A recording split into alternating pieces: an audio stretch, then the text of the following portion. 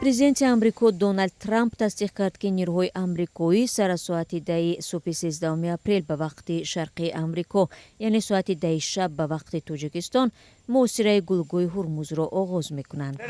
соати 10 субҳи багом муосира ба ҳукм иҷро медарояд. дигар миллатҳо низ дар ин самт кор мекунанд ва Ирон имкон нахоҳад дошт нафт бифурӯшад.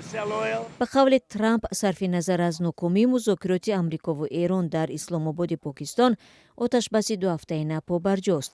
ситоди марказии нирӯҳои мусаллаҳи амрико ё худ Сентком ки раҳбарии амалиёт дар Ховари Миёнаро бар уҳда дорад, иброз доштааст ки муосира танҳо ба киштиҳое дахл дорад ки озими бандарҳои эронӣ ҳастанд ва ё аз бандарҳои ҷумҳурии исломӣ хориҷ мешаванд.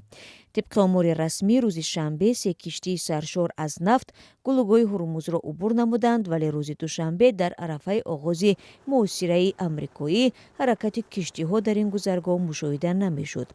аз замони оғози низоъ дар Ховари Миёна, Эрон бо муваффақият равои киштиҳо дар гулгӯи ҳурмузро манъ намуда, сабабгори боло рафтани нархи нафт дар саросари олам шуд.